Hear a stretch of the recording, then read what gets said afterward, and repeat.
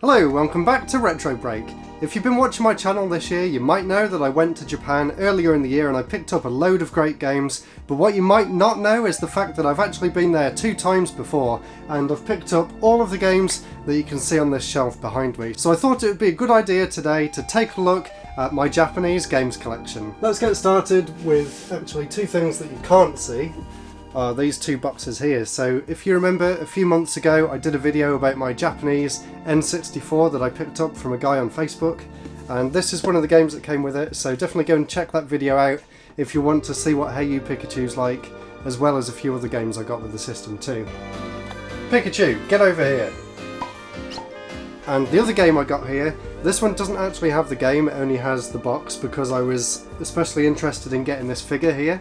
I did a video on this one as well a few years ago when I got it, but I was really excited to get this because Khemia is one of my favourite games of all time. So now let's take a look at what's on the actual shelves. I'll start over here. I've got all my loose Hue cards, and they're for a system called the PC Engine, which is a really great 16-bit system made by NEC. Some of these games actually have boxes back there as well, which these have come out of, so I'll leave the ones that I know I've got boxes for. So we've got here Space Harrier, which was a great arcade port by Sega, and we've also got Galaga 88, which is another great arcade style game. So these next 3 are interesting. This is Power League 3, Final Match Tennis, and Formation Soccer. And these 3 were actually booby prizes when I went to Tokyo Game Show one year. Basically, we were at the entrance to the show and they had like a mat in front of them and you had to throw a hoop onto the spikes. And if you failed, they would give you some games that no one really cared about, and I managed to get these 3, so I kept them just because it was quite a funny moment. And we've also got here Newtopia, which is basically the PC Engine's version of Zelda. So that's pretty cool. And that game's actually on the PC Engine Mini now, so if you're interested in that, then you can actually play it. These next 2, these are another 2 booby prize games. There was some random wrestling game, and there's also another Formula 1 game there as well. Now this is a really good game. This is called PC Kid Punkik Cyborgs, otherwise known as Airzonk. I think this one's also on the PC Engine Mini. It's basically a really cool side-scrolling shooting game, which of course the system was well known for, but this is one of the best. There's also Image Fight, which is a brilliant vertical scrolling shooter, really nice and fast, and got great soundtrack as well, that one has. This one is called Power Drift, and I didn't actually get this one in Japan. I got this one from a shop in Cardiff called Super Tomato, so I was really excited to get that. We've also got one of my all-time favourite games, not just on the system but on any system, that is Raiden. I actually did a Let's Play of this many years ago, so I'll put a link over there so you can go and watch that. This is a really horrible bit. I always get to this bit and die, and when you start again you've got to get all the way through here before you get to the boss at the end. I absolutely love Raiden, one of my favourite games of all time. Another favourite game of all time, this is Bomberman 94, a fantastic Bomberman game. The first time I played this was actually on the Wii, on the Virtual Console. This is kind of an interesting game. This is another one of Sega's arcade conversions. This one was for Altered Beast, and unfortunately it's really not that good at all. This is a pretty interesting game. This one's called Barumba, and it's basically sort of a 360 shooting game that the system's well known for. Not one of the best games. This one I have no idea what it's called, and I couldn't play any of it at all because it's all in Japanese, and my knowledge of Japanese is quite limited, certainly not enough to play an RPG. And the last one here, I've got that one in the box as well, so the last one I've got here is Space Invaders. You really can't go wrong with Space Invaders. So that's it for my loose Hue cards. Now let's take a look at what else we've got up here.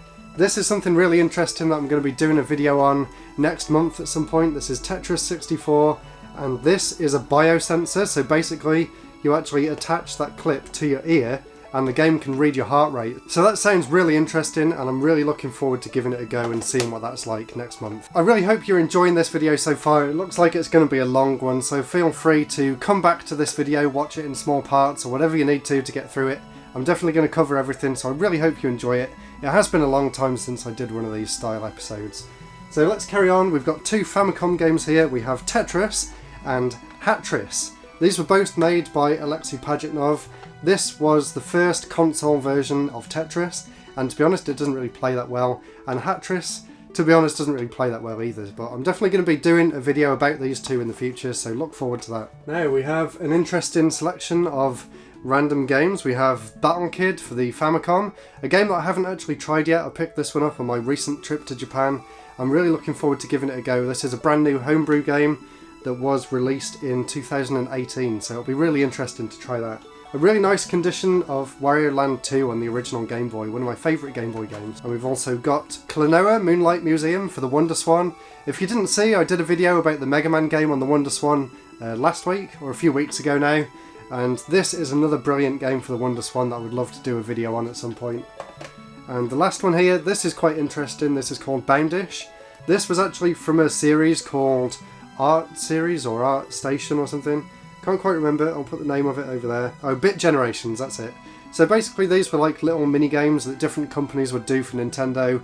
Some of them got put onto WiiWare and some of them were on the Game Boy Advance, and they all come in these nice little shiny boxes, so that's really cool to have. On this bit here we've got the first Starfy game for the GBA. I made sure to get all of these Starfy games over my trips to Japan over the years, and I'm happy to say that I've got all of them now, so you'll be seeing the rest a bit later on. Also here we've got a game that I picked up the last time I was in Japan a few months ago. This is called Hebereke for the Famicom, and I haven't played this as much as I would have liked. It was a very expensive game, I think it cost me about 100 quid, so I would definitely like to give it a proper go at some point in the future. Another interesting game, this is V-Tetris for the Virtual Boy. I did a video called, I think, my top favourite retro Tetris games or something like that, and this was in that list. It really is a good game. If you've got a Virtual Boy, definitely recommend it, even though it doesn't really take full advantage of the system, but it's still really cool. 3 games I don't think I've talked about. I can't even remember what the name of this game is, but it's one that I picked up for my Quintet collection, which I will be making a very long video about at some point next year. So I'm not really sure what this one's called, but I will find out before that video goes live. I haven't even opened this one up yet. I got this one from Hard Off. This is Tetris the Grandmaster Ace for the Xbox 360. Unfortunately I don't have my 360 here, so that's why I've not even opened this one up yet. And it cost me all of 300 yen, which is about £2. And then we've got Trigger Heart Exalica for the Dreamcast, one of my favourite vertical scrolling shooters, so I was really happy to actually get the official release of this, and it was a very late Dreamcast game. I think it came out in 2006. Or 2007 actually, so even later than I thought, so really happy to have this. I used to love it on the Xbox. And I think I've shown this one off before. This is Metroid Other M, and this has by far one of the best game covers that I've ever seen. Look at that, so you slide that on and it looks like Samus is putting a suit on, so that's really cool. Unfortunately the game wasn't great, but I know some people like it. These games next, or these next? Let's cover the rest of the stuff at the front. So here we have a really nice condition Famicom Game Boy Micro, and I just love the packaging of this. I picked this one up in Akihabara the first time I went to Japan, so 2014, and if I get it out there, there's the system. Just look how nice that is. It's really nice. I was so excited to get this. And inside the box as well looks really cool. You've got Mario and Bowser in that sort of NES style dungeon, which is just really cool, so I just love having that. So this game we've got here was basically a game made by Nintendo before Link's Awakening came out on the same engine, and it's called The Frog for Whom the Bell Tolls. I was really excited to find this one complete in box, and it's a really good game as well. There's actually a fan translation out there online, so if you are interested you can actually download a translation patch and actually play this one in English as well. Now another Virtual Boy game. I love how completely random this order is as well. They will start to make a bit more sense as we carry on going through. So this is Panic Bomber for the Virtual Boy. It came out on a few other systems. It's basically like Pack Attack but with Bomberman characters. Really interesting puzzle game, kind of Tetris-y but not, so definitely recommend it. And 2 Switch games, we've got S-Parade, which is a fantastic vertical scrolling shooter, and Project Diva Mega 39s, which of course is the most recent entry in the long-running Project Diva series, which I've got back there somewhere, so I'll get to that in a minute. What have we got in this stack? We have Donkey Konga 3, which never actually got a release outside of Japan, so I was really excited to find this one. I haven't actually played it yet, but I presume it's got a lot of J-pop on it and stuff like that. I don't have the bongos here, so I can't play it yet, but maybe when I move into a new house and I don't have to worry about noise quite so much, I can definitely give this one a go. I used to love Donkey Konga 1 and 2 on the GameCube back in the day. And here is Mario's Picross. I don't even remember picking this one up. I know I've got Mario's Picross 2 as well somewhere, and that one only came out in Japan. But this one came out outside of Japan as well, so definitely a fun game, but I'm not really sure why I've got it. Dragon Quest 3. So Really great port of the original Dragon Quest 3 for the NES. This one's on the Game Boy Color, and it looks and plays really good. And the last one in this little set of games here, this is called Last Alive for the Wonderswan, and this is basically a visual novel where you're stranded on a ship out at sea that's slowly sinking. I think you have to try and find your way off it.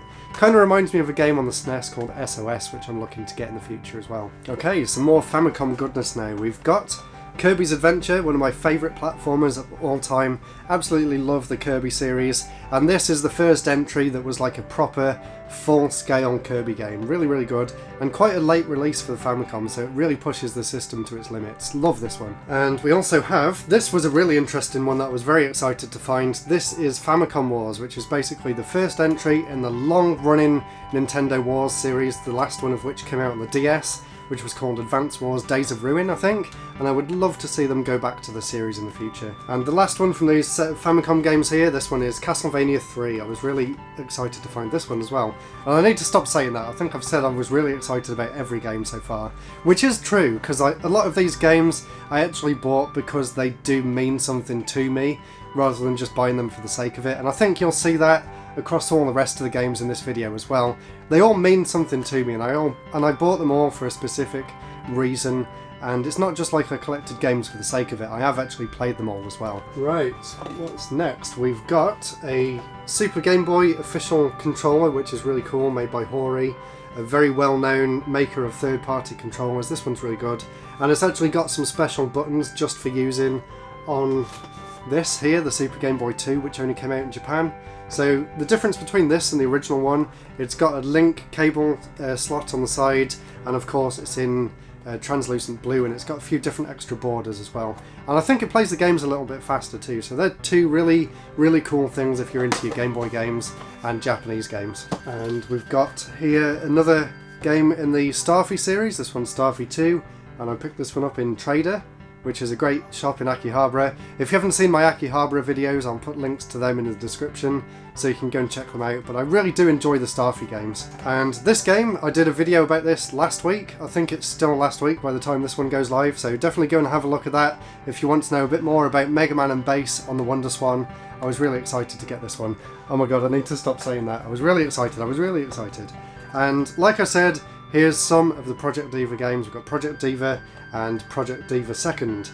Second being my favourite Project Diva game out of all of them. I think it's got the best gameplay, it didn't overcomplicate things, and it's got the best soundtrack out of the lot as well. But I absolutely love all of the Project Diva games. And we have here some Super Famicom games. I'm going to quickly go over these because I did actually do a Super Famicom collection video in the past, which I'll link to, but I'll just briefly go over them. So we have Terranigma, or Tenchi Sozo as the Japanese name is for it. We have Seiken Densetsu 3, of course, which recently got a remake as Trials of Mana on the Switch and PS4.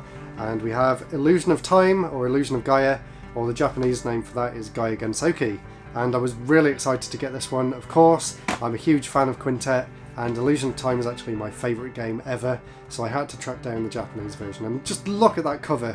That is an amazing front cover. And the next three we've got here, they are Jerry Boy or Jelly Boy, and this one was actually made by Game Freak before they made Pokemon, so this is a really interesting game to get. And as you can tell by the artwork, it's classic Ken Sugimori style, so I was really, really happy to find that one. There's also Bahamut Lagoon, RPG by Square, before they became Square Enix, so that's really cool. And the last one we've got here is Popful Mail, which I haven't actually played yet, but I really want to. It looks like a really fun, kind of Metroidvania style game, kind of like the old Wonder Boy and Monster World games, so really looking forward to giving that one a go. I think I've already talked about all of the other Super Famicom games back there, so I won't go into all detail about that.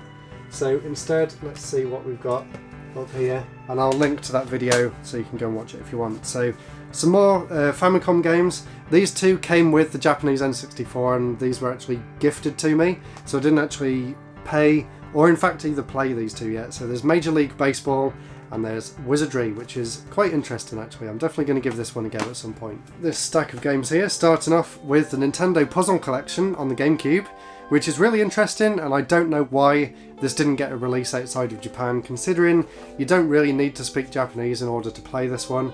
It contains Panel de Pon, Dr. Mario and Yoshi's Cookie. 3 fantastic puzzle games all in one collection on the GameCube. The 10th anniversary version of Sonic Adventure 2, my favourite Sonic game, and I was really happy to find this 10th anniversary edition. And as you can see, it's all going to fall out, but it has all the stuff inside there as well. These ones I've actually covered in my PC Engine pickups videos, I think, so I'll link to them rather than going over it all again. There is one that I didn't cover though, I think. No, actually I did cover all of them, so have a look at my PC Engine collection video to see all them in more detail. On the PS1 we got Fish on Base, which is another game that was made by Quintet, which I'll be talking about more in the future.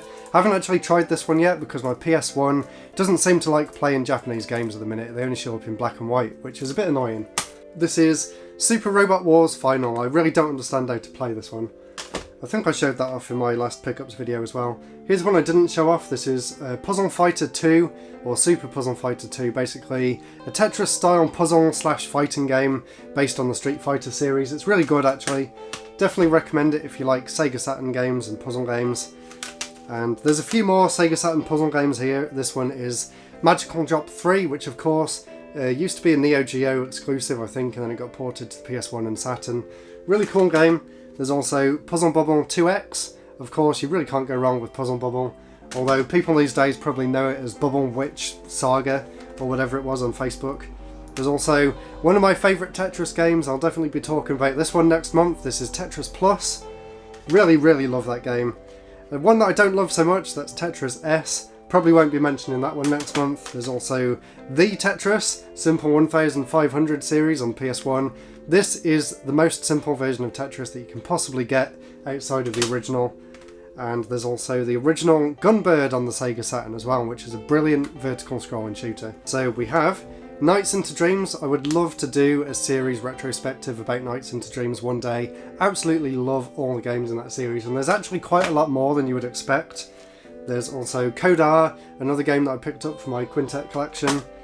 There's this really weird game called Geobockers. I actually played this one live, so I'll see if I can find that and put a link in the description. There's Dodonpachi, absolutely amazing vertical scrolling shooter. If you haven't played this one already, definitely give it a look, although it can be quite expensive. I was really lucky to find that one in Japan for a very reasonable price. Princess Crown, by the same people that made Odin Sphere and Muramasa the Demon Blade. I think this was the first game that they did in that sort of hand-drawn style, and it really does look amazing. There's also Guson Oyo S, which is a brilliant puzzle game for the Saturn. I know a few people have actually picked this one up based on my recommendation, and I can't recommend it highly enough. There's actually a lot of other games in the series that I didn't know about, so I'm definitely looking to try and get all the rest of the Guson games and maybe do a big retrospective about all of them as well. There's a lot on the Super Famicom as well, I think, as well as the Sega Saturn. Then this one is Sokyu Gurentai, another vertical scrolling shooter. I played this one live as well, like I did with a few of the other games, so I'll find a link to that. We've also got, I don't even remember what this one is. This is Baku Baku Animal.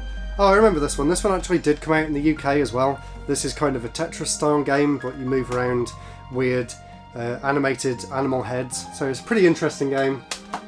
And there's 2 more I've got here. Robo Pit, don't really have much to say about that one, just a pretty standard fighting game.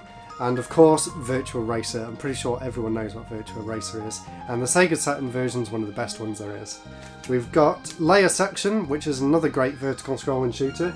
Definitely recommend that if you're into your shooters, as well as this one. This is the original Donpachi, and Dodonpachi is the sequel to it. Both really good games. This one's a little bit more simple. I would recommend Dodonpachi over this one, but they're both good.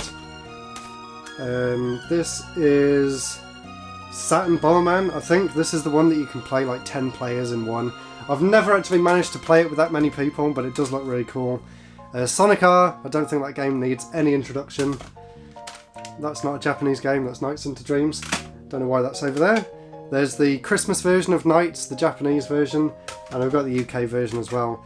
And Fighters Mega Mix, which is a really good fighting game that mixed a lot of characters from all different series. And there's a few PlayStation games here. So we have Mega Man X5 or Rockman X5. Not my favourite game in the X series, but it is pretty good. And Rockman 8 as well. That one is a great game. I love the graphics in Mega Man 8. You must recover all the energy immediately, Mega Man. Oh, here's a game I haven't talked about before. This is Tetris Battle Gaiden, and I'm going to be doing a video about this one next month as well, so I'll actually leave that out over there so I remember to do it. This one I've not actually opened. I picked this one up the first time I went to Japan. This one is called Buster Groove, and it's a dancing style game. I really don't know anything more about it than that. This one's still sealed, as you can see. I think I actually picked this one up super cheap on my first ever trip to a hard off, so can't really blame me for just getting a bit excited and buying loads of random stuff. Right, I won't cover all of the PC Engine games because I did actually do a PC Engine games collection video last year, and I don't think I've got anything new since then, so I'll link you to that video instead. There are a few things that I have got, if I can find them. I think it's these. So I'll try and pick out the stuff that I haven't showed before. Right, so these are the games that I don't think I've shown off on the channel before. So Gates of Thunder, another brilliant shooting game on the PC Engine. I was planning to do a video on this, but for some reason it didn't like recording at the time. Maybe I'll do another one in the future because it's really good. The best thing about this game, in my opinion, is the soundtrack. It really is an incredible soundtrack. We've also got here, if I put them to one side for a second, here we've got some of the Toho games, which are some of my favourite shooting games. They're basically, they started off as indie games and they just kept making more and more and more of them. They all play basically the same. They're really, really fun. If you haven't tried them before, highly recommend it if you're into your sort of anime style games. Of course, they've all got little cute witch characters. I used to have a friend at uni who could like name all of them and say what all their jobs were and stuff. I have no idea about any of that, but I love the games. And these are the ones that I picked up that I haven't spoken about before. We've got Room Mania 203, which I picked up for a video that I did a few years ago about a game designer called Tetsuya Mizagichi. So I'll put a link in the description if you want to go and check that out. It was my first sort of documentary style video, and I was really, really pleased with how it turned out actually. So it'd be great if you went and watched that one. I would really appreciate it. We also have Sega Rally Championship on the Dreamcast. Godzilla Generations. It wasn't the Godzilla game I was after. I was actually after Maximum Impact, I think, but I ended up getting that one instead. And this one didn't have a case. This is called Pumping World, which is basically like that Pank game where the bubbles come down from the top and you have to pop them. Pretty fun game. Right, now we're moving on to the next shelf down. Let's see what we've got here. We have a Pocket Station, which is something that I haven't tried out yet. This was basically like Sony's answer to the VMU on the Dreamcast. There's a few games that work with it. I think Final Fantasy does, and maybe some of the fighting games too, but to be honest I don't really know that much about it. So if anyone knows about the Pocket Station, please let me know in the comments. And we have a few DS games here. I don't have a lot of Japanese DS games, but the ones that I do have are really good. So this first one here is called Kururin Donuts. It's got nothing to do with the actual Kururin games. This one is basically a 2D platformer where you spin the donut round using the touchscreen, and it's really a lot of fun. The next game we have here is one of the Taiko Drum Master games. This one actually came with little drumsticks instead of a DS stylus, so that's really cool. I remember I got that one from Shibuya in the CD store there. We have another Starfy game. I haven't really played much of that one yet, and we also have the original version of Osu called Oendon, I think it's called. Of course, released in the UK as Elite Beat Agents, which is fantastic. Highly recommend this if you like rhythm games. And here we have the Wonderswan, which I just mentioned I did a video about recently, and in there is the Mega Man game, and there's the Klonoa game that I mentioned earlier as well, so I need to put that one back in the box. Okay, there's a lot. Let's go through these ones very quickly. So we got Kururin Paradise. I remember I did a video about this game many years ago when I was doing Retro Gamer Week. Really, really great puzzle game. We have Magical Vacation, which is a really cool RPG made by Brownie Brown, the same people that went on to make Magical Star Sign on the DS, I believe. We have a Mr. Driller game. This one's called Mr. Driller A. I don't know what makes that one different to the other Mr. Driller games. We have Tetris Advance, which is a very, very basic version of Tetris, but a good one. And we have the Japanese version of Rhythm Heaven or Rhythm Paradise. This was the first game in the series that originally came out on the GBA. I know a lot of people know it from the Wii and DS games, so this is where it all began, and it's a great rhythm game. This one is Magical Hoshin. This was one for my Quintet collection, and there I think is the last Starfy game that I needed to mention. That is Starfy 3 for the Game Boy Advance. And we've got here a few other loose games. We have Final Fantasy Tactics A2 for the DS. We have this weird thing from Square Enix, which was basically like a travel companion guide. And then we have a PlayStation Vita game. I have no idea what this one is. These three games I actually got from the Book Off store in Akihabara. And it basically, in there, has a gachapon machine where you can get out loose handheld games, which was really, really cool to see. I was so excited. Don't know. A Vita game? Cool. I just filmed 400 yen. Oh, God. You can see that one. There's some more GBA games here. There's another Starfy game. We also have a Breakout clone. I can't remember what that's called. Another Starfy game, Starfy 2 that time. Klonoa 2 for the Game Boy Advance. There was quite a few different Klonoa games, and that's another series that I'm planning to do a video review on in the future. And the last one here is a Chobits visual novel. I used to love the anime and the manga for Chobits, so I was very excited to find the game for that. There's a few more GBA games here. We have Mega Man 02 and Drill Dozer, I think it's called, a game that was made by the same people who made Pokemon. Really interesting 2D platformer, and the reason that the cartridge for this one's bigger is the fact that it's got Rumble inside it as well, so that's really interesting. Right, now some Game Boy Color games. I can't remember what this one is or what it's even called, but it has an extra battery in the top, which I think was for either a real-time clock or for a Rumble feature. We're not really sure what that one is. If anyone knows what that game is, let me know. We also have the Game Boy Color version of Mega Man X2. These are actually really good ports to the Game Boy Color. Really impressed by them. There's the Dragon Quest 3 that I mentioned earlier. Beat Mania for the Game Boy. That's a really interesting music rhythm game. Really good port for the GBA. We have one of the Atelier games, one of the very, very long-running franchise. This is Atelier Ellie for the GB, and I would love to play that. I don't know whether there's a fan translation out there or not. That one I've already covered, that was Wario Land.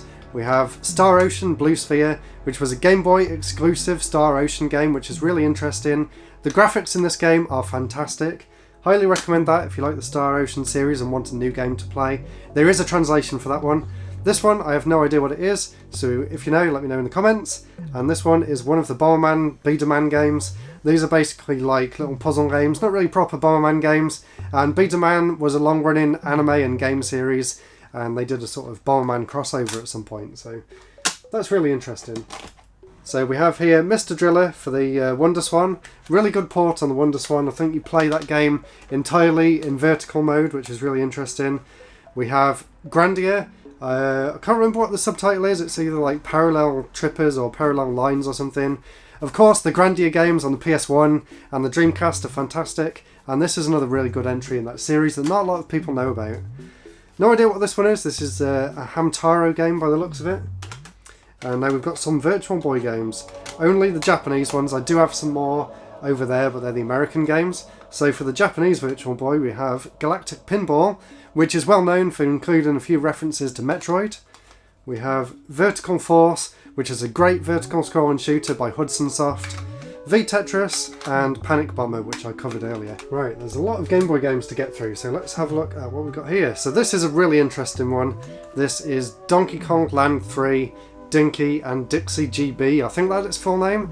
Basically, this is a completely colorized version of Donkey Kong Land 3, which came out in the UK and America, but for some reason this version never came out outside of Japan, and it is the best version, so really no idea why we didn't get this, considering it's made by a British developer, but I'm very glad that I managed to track down a copy because it's really interesting. Dance Dance Revolution, I mentioned this in my recent pickups, so I'm going into more detail about that. We have Columns GB. I was really surprised to see this game. I didn't even know it existed. I'm a big fan of the Columns games on the Sega consoles, so I was really excited to find a Game Boy version. Here's Kirby Tilt and Tumble. That's a great little Kirby game. Pretty much unplayable on a Game Boy unless you've got a backlit screen though, so if you've got one, I would highly recommend it. Also, it doesn't work in the Game Boy SP because it's upside down. And this is Pokemon Trading Card Game 2. Team Rocket's Revenge or something, GR. Not sure what it is. It's basically more of the same, so if you enjoyed the first one, you're bound to enjoy the second one, and there is a translation patch for that online. Now here's one of the Tamagotchi games. Don't know much about that one. Beatmania GB2, I remember talking about that one in the past, and that one I'll put a link in the description to my Game Boy pickups from my recent trip to Japan. Here's a few I didn't mention. There's a Crayon Shin-chan game, and there is the original Wario Land for the Game Boy as well. What have we got in this pile? We've got Mario Picross, I mentioned that one earlier. Here's the Game Boy Wars game to go with the Famicom Wars that I mentioned earlier.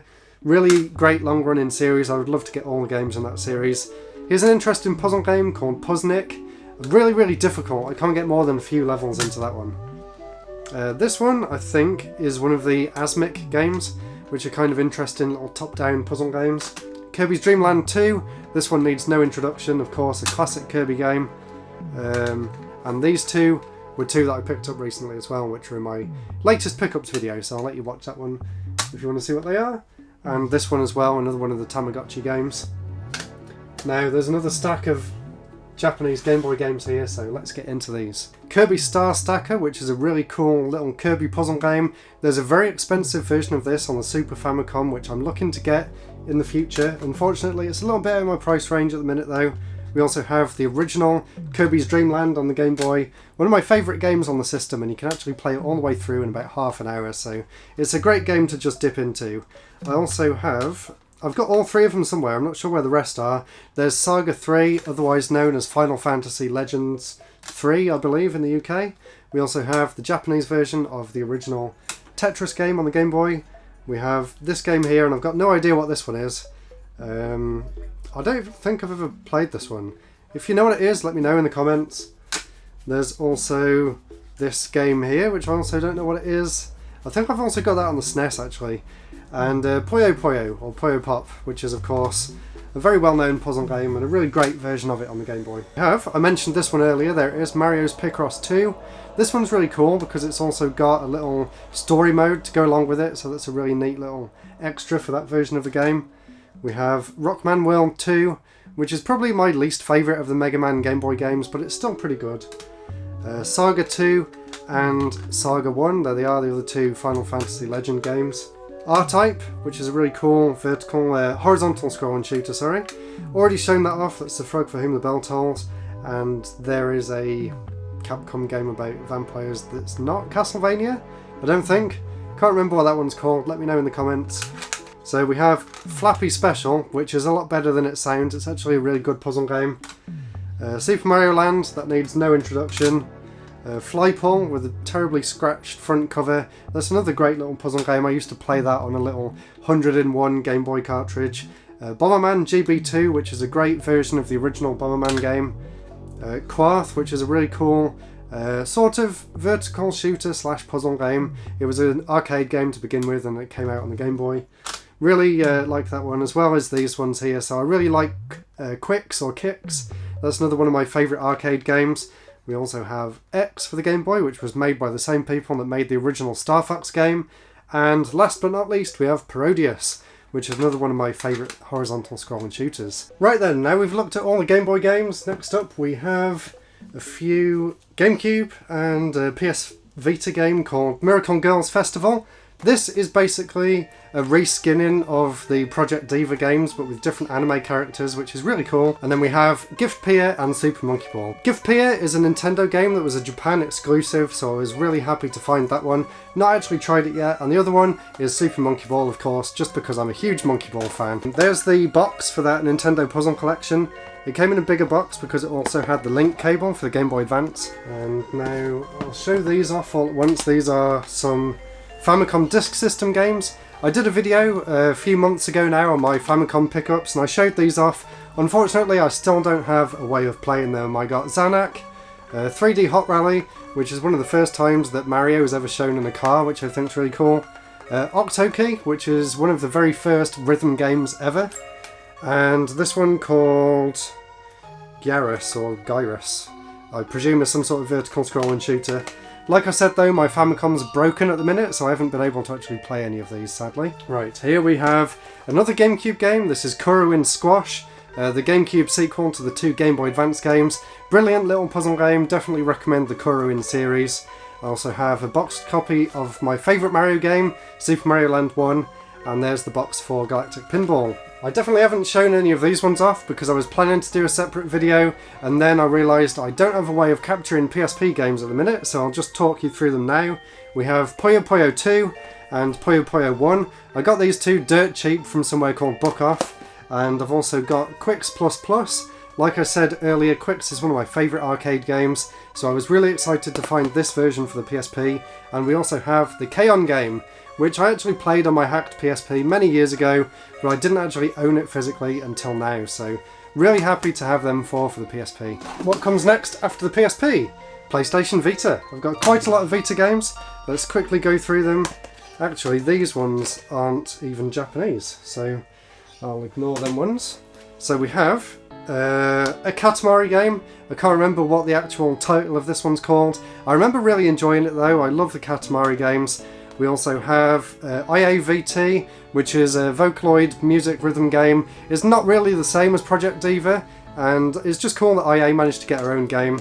And we also have DJ Max Technica Tune as well, which is a lot harder than I thought it would be, so I haven't really played this one that much, but I did enjoy what I played of it. It has some great music. And in this set here we have the Project Diva games. So we have Project Diva F Second, which is another fantastic entry. We have Project Diva F, which was the first one that came out on the Vita.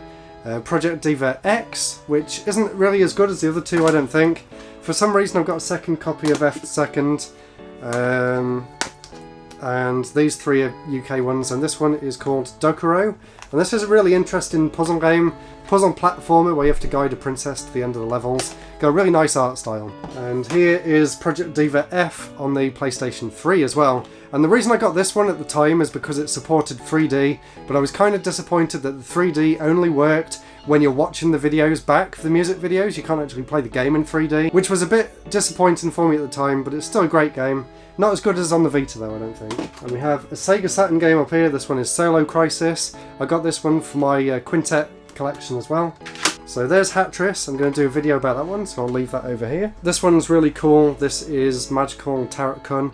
I think we've also got Rockman 4. I love the different colours for the Rockman cartridges. I would love to get all of them. The reason I picked up number 4 is because that's my favourite Mega Man game out of the lot, so definitely had to get that one.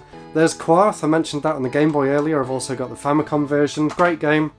This one is really good. This is Dragon Slayer 4, or I can't remember what the English name is. I'll put it over there somewhere, but it's a really good game. Definitely recommend it, and it did come out in English as well, but I didn't know that until after I bought that one. And of course, can't have a Famicom without the original Super Mario. And here we have X-Dexes, which is a pretty average vertical scrolling shooter. We have the original Ys game. Ys is a fantastic series. Of course, the Turbo Graphics is the best way to play it, but the Famicom version was really good for what it was. This is a really good game. This is called YY World 2 SOS, and this is basically a mix mash of all different Konami games. Definitely recommend that one. Here's Quinty, another one of Game Freak's very early games that they made. I'm going to do a video about Game Freak in the future, so I've been trying to get all of their games, and that one is actually really good. And Super Xevious, which isn't that great. We've got Hide Glide, just because AVGN did a video on it and I was curious. Binary Land, I remember playing this one on one of those 301 fake Game Boy Advance carts, and I quite enjoyed it, so I picked up my own copy, and I just love the different coloured Famicom cartridges as well. And we've got Thexter. Don't really have much to say about that one. It's kind of interesting. You get to like transform and stuff. There's another High Glide game, and Tower of Druaga, which I think is best left in the past, but it is an important game, so that's why I got that one. There's Kirby. We saw the box for that one earlier.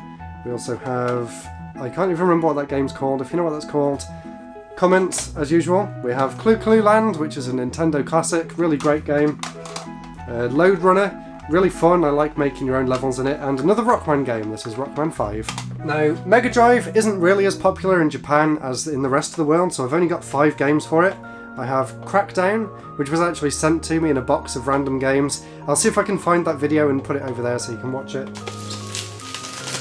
Oh, there we go. How cool was that? Crackdown on the Mega Drive. It's even got the instruction manual as well. I do like Crackdown though, from what I've played. There's also Pulseman. Unfortunately, this is just a repro. I would love to get the official version one day for my Game Freak episode. There's also Gynoug, which is one of the first Japanese games that I ever had. and I did a video on this one about 10 years ago and I really liked it. Monster World 4, which I was really excited to find after playing it on the Wii a few years before I went to Japan, so I was really glad to pick that up, and it seems like it's shot up in price recently. And to go along with that is Monster World 3, so these two games, highly recommend both of these. Some boxed Game Boy Advance games. There's Klonoa 2, and some screaming kids outside. Hopefully you can't hear that. So we've got Klonoa 2 for the Game Boy Advance. I love the Klonoa series. There's one of the Mega Man Zero games.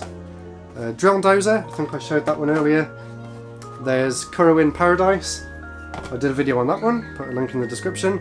Super Mario World 2, or Super Mario World, Mario Advance 2 or whatever. Super Donkey Kong 3, this one is brilliant because it's got a completely brand new soundtrack by David Wise, the amazing composer from Donkey Kong Country 1 and 2. But he didn't do the SNES game, but he did the Game Boy Advance version of Donkey Kong Country 3, so I recommend getting this one just to hear the better music.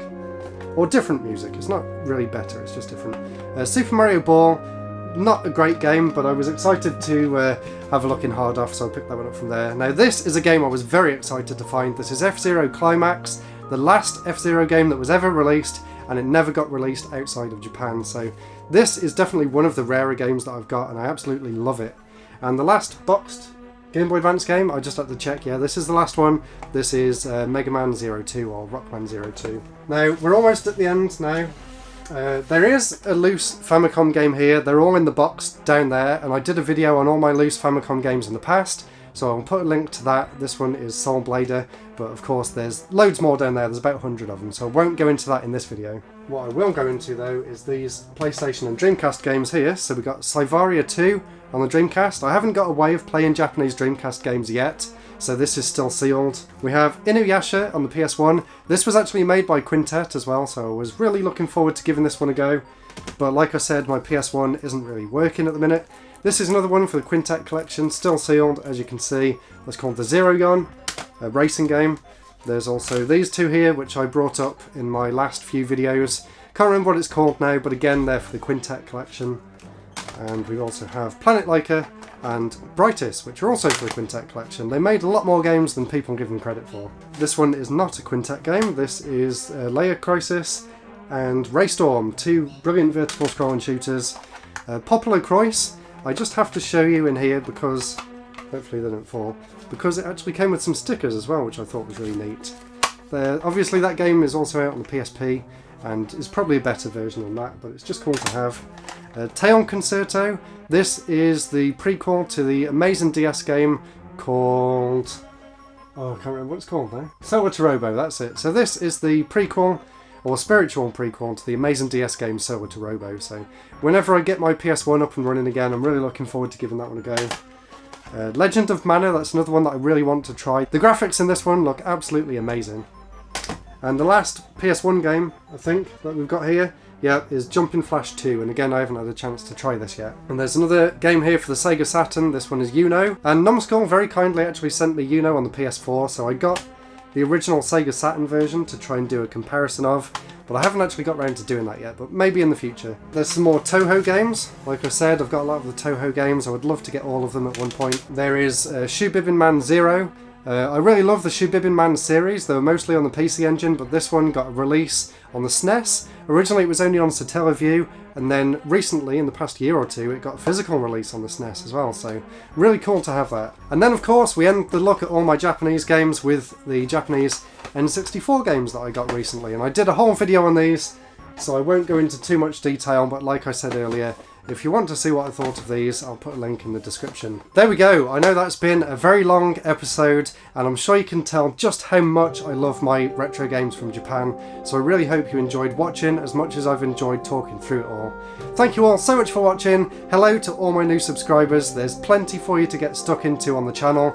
Like I've been saying throughout this video, there's loads of links in the description to all the different videos that I mentioned. That's it for now though. Have a great week, and I'll see you next week for the next episode. Goodbye!